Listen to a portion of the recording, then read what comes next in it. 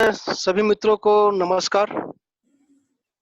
और मैं यहाँ से धन्यवाद देना चाहूँगा अपने टुपाई लीडर नीरज सर का और डायमंड लीडर शांता सर का कि जिन्होंने ये मौका दिया मुझे इस प्लेटफॉर्म पे अपनी बात को रखने का। मैं अपने बारे में बात करूँ तो मेरा नाम सुमित कुमार हुआ और मैं पटना डिस्ट्रिक्ट पटना से 30 किलोमीटर दूर मनेर का रहने वाला हूँ।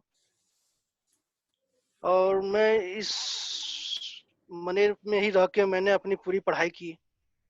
1995 में मैंने मैट्रिक किया और 97 में मैंने इंटर किया। उसके बाद मैं इंडियन इंस्टीट्यूट ऑफ माइंस में माइनिंग इंजीनियरिंग की पढ़ाई के लिए वहाँ पे गया। करीब करीब साल भर मैंने वहाँ पे पढ़ाई की। इस बीच में कुछ हमारे फैमिली का इनकम का सोर्स जो था, जो हमारे फादर के 3 ट्रक चलते थे, वो सब खत्म हो गए, जीरो हो गए, जिसके कारण हम लोगों की फाइनेंशियल स्थिति बहुत खराब हो गई और वो पढ़ाई हमको बीच में ही छोड़ के वापस घर पे आना पड़ा। इसके बाद फिर हम अपने नौकरी के चक्कर में, कुछ और काम के चक्कर में हम लग गए। इसी बीच में 99 के आसपास हमने as a career agent Oriental insurance में काम करना शुरू किया और साथ में एलआईसी का एजेंसी लिया। दोनों कंपनी में मिला के हमने काम करना शुरू किया। इस काम को हम लोग ऐसे करते थे कि जो भी ऑफिस का काम होता था वो मैं करता था और फील्ड का वर्क मेरे फादर करते थे। दोनों लोग हम लोग मिलके इस काम को बहुत अच्छी तरह से कर रहे थे। फर्स्ट ईयर में ही हमने एलआईसी में अपने टॉप 3 एजेंट में, अपने टेबल पे टॉप 3 एजेंट में हम लोग आ गए थे। बहुत अच्छा काम चल रहा था, लेकिन भगवान को कुछ और मंजूर था। उसके जस्ट 1 साल के अंदर हमारे फादर का एक्सीडेंट में एक डेथ हो गया। और जब ये डेथ हुआ उस समय मेरा एज करीब करीब 20 साल था। अब मुझे फील्ड का और ऑफिस का दोनों का काम करना होता था और घर की बहुत लायबिलिटी भी थी। 3 भाई, 2 बहन और माँ, सब जो भी घर चलाना था वो हमारा इंश्योरेंस से ही चलता था, इंश्योरेंस कमीशन से चलता था। बड़ी मुश्किल से काम चल रहा था। फील्ड में जाते थे, अपने से ज्यादा एज के लोगों को, 35 साल, 40 साल, 45 साल वाले लोगों को जब मैं बताता था कि आप अपने फ्यूचर प्लानिंग के लिए, अपने बच्चों की शादी के लिए, अपने रिटायरमेंट के लिए कुछ इंश्योरेंस में प्लान करें, वो मेरी बातों को उतना सीरियस नहीं लेते थे। वो कहते थे छोटा बच्चा, हमको क्या समझाने आ गया। फिर इसी तरह काम चलते रहा। धीरे धीरे हम लोग स्ट्रगल करते रहे। इस बीच में हमसे छोटे जो हमारे भाई हैं, उन्होंने पढ़ाई करते हुए कुछ कुछ काम करके इनकम करने का भी रास्ता निकालते रहे, उससे कुछ सहयोग मिलते रहा। साथ में नौकरी की तैयारी भी करते रहे। इसी बीच उनकी आर्मी में नौकरी लग गई, जहाँ से कुछ हम लोगों को फाइनेंशियल इनकम का सोर्स बना। कुछ हम लोगों की स्थिति सुधरनी शुरू हुई। जो भी हम लोग का बैकग्राउंड में लोन था या जो भी था, वो हमने धीरे धीरे अपना पूरा करना शुरू किया। इसके बाद फिर धीरे धीरे हम लोगों ने अपनी शादी की। अपनी संदीप जी की दोनों बहनों की शादी कर की। उसके बाद इस बीच में बहुत सारे अप्स एंड डाउन आते रहे, बहुत सारी प्रॉब्लम आती रही, घर परिवार से, बाहर से। उस सब चीजों को हम लोग सभी लोगों, परिवार के मेंबर लोगों ने मिल के उसको सॉल्व किया और धीरे धीरे हम लोग आगे बढ़ रहे थे। इसी बीच में सेफ शॉप बिजनेस हमारे बड़े भाई रमेश कुमार गुप्ता, जो दिल्ली में रहते हैं और टाइम्स ऑफ इंडिया में काम करते हैं, उनके थ्रू मुझे फोन पे बताया गया इस बिजनेस के बारे में। उन्होंने मुझे रिकमेंड किया कि सुमित, तुम एलआईसी का काम करते हो, मार्केट का काम करते हो, एक एक कंपनी है जो रिलायंस का लाइफ इंश्योरेंस बेचती है। अगर तुम अपने एलआईसी के साथ साथ रिलायंस का इंश्योरेंस भी बेचो तो अच्छा होगा, एक अच्छी इनकम आएगी, एक इनकम का प्लेटफॉर्म खड़ा होगा। मैं एलआईसी का काम कर रहा था, मैंने ज्यादा ध्यान नहीं दिया, मैं टालने की कोशिश करते रहा। नहीं मैं LIC ही करूंगा, बाकी यहाँ पे बहुत सारी नॉन बैंकिंग कंपनी आती है, पैसा कंपनी को लेकर लोगों को लेकर भाग जाती है, उसके बाद बहुत प्रॉब्लम होती है। इस ये सोच के मैं उनको मना करते रहा, लेकिन उन्होंने जो डिटेल चाहिए होता है वो मुझसे डिटेल लिया और मुझे इस बिजनेस में ज्वाइन करा दिया, और फोन पे ही हमें डायरेक्शन देते रहे, बताते रहे इसके बारे में, मोटिवेट करते रहे कि मैं इस काम को करूं। लेकिन मैं अपने घर परिवार की जिम्मेवारी और अपने LIC के काम से ही में ही ज्यादा समय देता था, इसमें हम मैं समय नहीं देता था। फिर उन्होंने बताया कि इस बिजनेस में जो हमारे सीनियर हैं वो नीरज सर बिहार के ही मोतिहारी से हैं, जब वो दिल्ली से घर जाएंगे तो मैं तुमको उनका नंबर दूंगा, आप जाके उनसे मिल लेना और उनसे इस बिजनेस के बारे में समझना। 2-3 बार ऐसा हुआ कि उन्होंने मुझे नंबर दिया, बार बार बताया कि आप जाकर मोतिहारी में सर से मिल लो, और कभी बिजी रहने के कारण या कभी हम जानबूझ के सर से मिलने नहीं गए। लास्ट में 3-4 बार के बाद नीरज सर पटना आए, होटल में हमारी मुलाकात हुई। उन्होंने जो बिजनेस का सर्कुलर है, जो पहली बार प्लान दिखाया जाता है जो सिस्टम से, उस हिसाब से उन्होंने मुझे प्लान दिखाया, वीडियो दिखाया, इस बिजनेस के बारे में पूरी डिटेल्स बताई। और उसके बाद तो सेल तो लेना नहीं था, मैं ज्वाइन था पहले से, और मेरे एक साइड में कुछ काम भी पड़ा हुआ था, वो क्या रखा हुआ था। उन्होंने कहा कि सुमित जी, आपका एक तरफ काम हुआ है, दूसरी तरफ काम करना चाहते हैं तो कुछ लोगों से मिलाइए मुझे।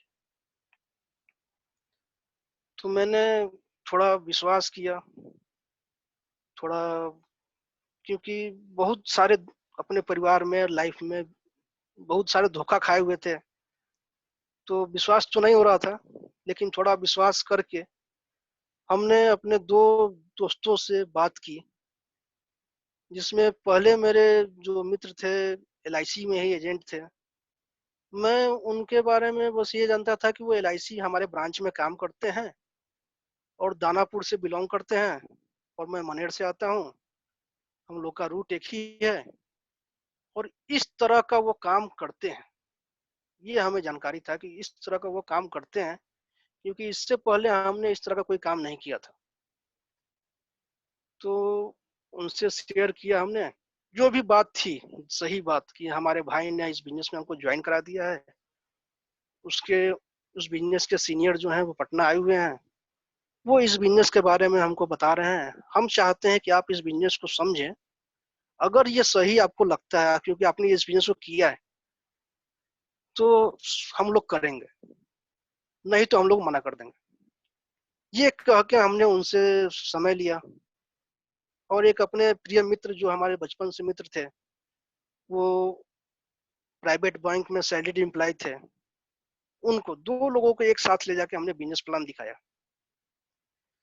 मेरे जो बैंक में मित्र थे उन्होंने वहीं पे ऐसा रिएक्शन दिया जिससे मतलब वो निगेटिव थे, उसमें उनका इंटरेस्ट नहीं था। लेकिन जितेंद्र जी ने प्लान देखा तो कुछ उनके फीलिंग्स हमको लगा कि वो उनको कुछ लग रहा है कि अच्छा है। फिर हम लोग बाहर निकले, बातचीत हुआ, उन्होंने कहा कि कुछ ठीक लग रहा है, कुछ और समझना होगा अभी।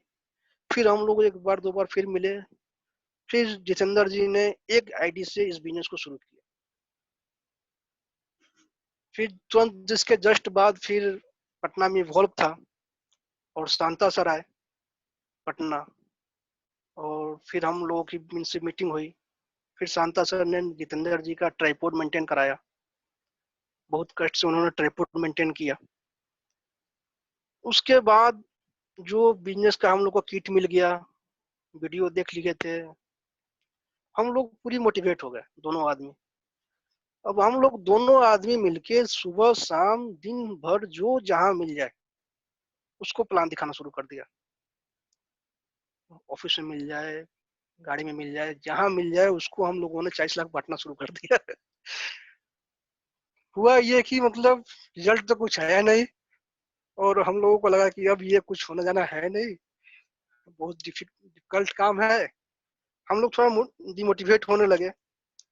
फिर नीरज सर फिर पटना वापस आए, और उन्होंने इस बिजनेस के बारे में बताया। ये ऐसे नहीं होता है। फिर उस समय एक सेमिनार चलता था पटना बोरिंग रोड में, उसमें उन्होंने हम लोगों को अटैच कराया। मैं मनेर से आता था, जितेंद्र जी दानापुर से आते थे, और सर दिल्ली से आते थे, और उस सेमिनार में हम लोग जाते थे। कभी अकेले हम लोग दोनों आदमी जाते थे, कभी कोई गेस्ट होता था, क्योंकि गेस्ट उस समय जीरो टाइम पे धोखा देता था तो हम लोग दो ही आदमी रहते थे साथ में। और बहुत समय तक हम दो ही लोगों ने इस बिजनेस को करते रहे। फिर धीरे धीरे इस बिजनेस में लोग आने शुरू हुए।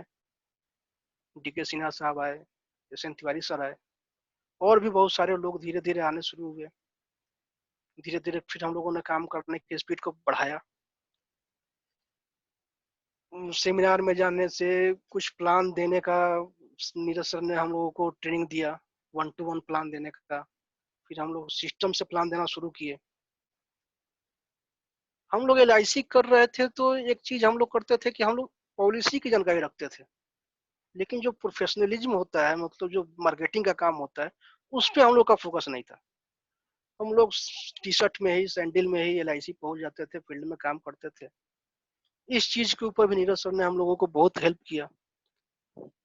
ड्रेसिंग सेंस सिखाया, शर्ट पैंट पहनना, दाढ़ी बनाना, जूते पहन के काम करना। हम लोग पहले LIC का जो पेपर होता था वो प्लास्टिक में लेके मार्केट में घूमते थे, तो फिर बैग पे हम लोग आए। बहुत छोटी छोटी चीज वो उस समय की थी, लेकिन वो चीज हम लोगों को ध्यान में था ही नहीं, हम लोग को उसके बारे में बताया ही नहीं गया था। हम लोगों को केवल LIC की पॉलिसी समझाने का काम था, बस वही हम लोग समझाते थे। ये नहीं मालूम था कि एक प्रोफेशनल के द्वारा इस बिजनेस को किया जा सकता है। ये सब चीज आके हम लोगों ने यहाँ पे सीखी। नीरज सर ने हम लोगों को इसके बारे में बहुत चीज सिखाया। बीच बीच में शांता सर भी पटना आते रहे और हम लोगों को ट्रेनिंग देते रहे। हम लोग भी पटना, मुजफ्फरपुर, दिल्ली, इवॉल्व में, बूट कैंप में, हर जगह जाते रहे। ये सब चलता रहा। फिर धीरे धीरे टीम बढ़ती रही। इस बीच में मैडम आई, ममता मैडम, जो इस बिजनेस में आने के बाद फास्ट मूवर निकली, और उन्होंने बहुत अच्छा काम किया।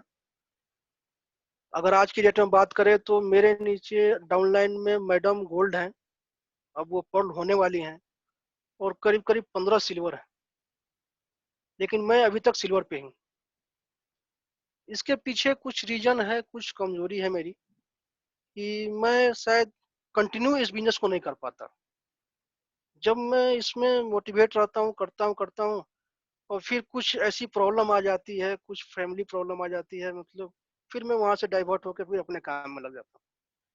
कंटिन्यूसली मैं इसको काम को नहीं कर पाता, कुछ ना कुछ फॉल्ट प्रॉब्लम आते रहती है। इसके बाद कुछ शायद हमारा नेचर जो ये है कि मतलब इस बिजनेस में जो चाहिए कि लोगों को हार्ड वर्ड बोल के पैसा निकालना, हार्ड वर्ड बोल के काम कराना, वो मेरे नेचर को सूट नहीं करता। मैं हार्ड वर्ड बोल नहीं पाता किसी को। अगर हमने किसी को प्लान समझा दिया, उसको बात समझ में आ गई, पैसा की बात हुई, अगर उसने मना कर दिया या टाल दिया, या फिर वो हमको इग्नोर करने लगा, तो हम उसको छोड़ देते।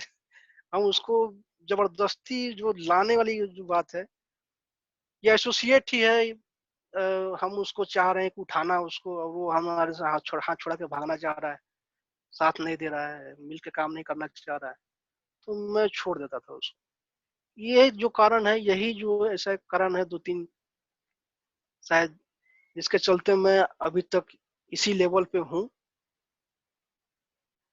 बाकी इस बिजनेस में आने के बाद बहुत चीज बदलाव हमारे अंदर आया। ड्रेसिंग सेंस, बात करने का तरीका, बहुत ऐसी चीजें हैं जो हमने इस बिजनेस में आने के बाद देखी, सुनी। एक जो बड़ा मोबाइल, ये एंड्रॉयड मोबाइल होता है, ये हम लोगों को चलाने नहीं आता था। मुझको खास करके चलाने नहीं आता था। इस बिजनेस में आने के बाद इस मोबाइल को चलाना सीखा। उससे पहले हमें ये नहीं मालूम था कि BMW, ऑडी और जगुआर टाइप की कोई कार भी होती है, क्योंकि जब हम लोग का ट्रक चलता था तो 15-20 लाख में एक ट्रक आ जाता था, और 3 ट्रक हमारे थे। बाद में मालूम पड़ा कि 40-50 लाख की कार भी होती है करोड़ों की कार भी होती है। एक एक्सपीरियंस है, एक बूट कैंप में मैं और मेरे एक डाउनलाइन दिल्ली गए थे। कोई एक जगह थी जहाँ पे बूट कैंप था, और उसमें हम 2 ही लोग पटना से थे, और उसमें मान साहब के साथ हम लोग को अटैच होके उस बूट कैंप में जाना था। उस बूट कैंप में मान साहब की गाड़ी पे बैठने का मौका मिला, BMW पे। और जब बीच रास्ते में मान साहब ने उस कार की छत को खोल दिया और कहा कि सुमित खड़ा हो जाओ, बाहर देखो। वो अनुभव है जो आज तक मतलब भूल नहीं पाता, दिमाग में रहता है कि एक ऐसी जिंदगी भी होनी चाहिए। इस बिजनेस में बहुत कुछ सीखने को मिला, बहुत कुछ सीखा। 1-to-1 प्लान देना, सेमिनार में प्लान देना, 20-25-50 लोगों के सामने बोलना, फॉलो अप करना, बहुत चीज नीरज सर ने, शांता सर ने सिखाया, मान साहब ने से सीखा। अभी इस बिजनेस के बारे में बात करूं तो अब इस लॉकडाउन के बाद मेरी ये कोशिश रहेगी कि मैं इस बिजनेस को फुल फेज में करूं, और आगे आने वाले 31 मार्च 2021 से पहले अपने नीचे कम से कम 2 सिल्वर निकालूं और अपना गोल्ड लेवल कंप्लीट करूं। इतना ही कहना चाहूंगा sir. Thank you sir.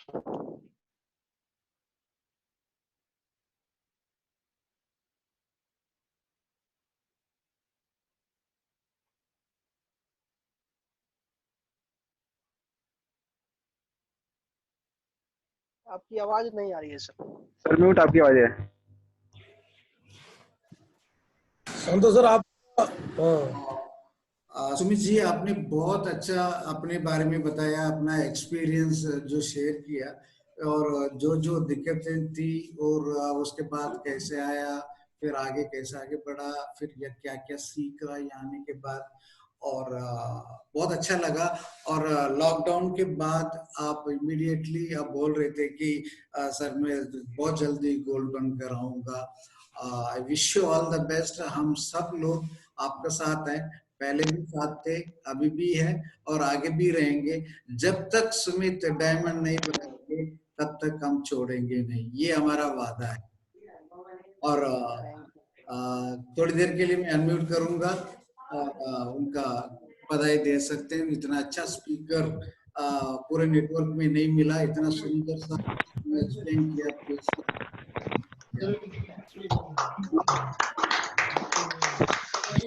Sumit thank you. Thank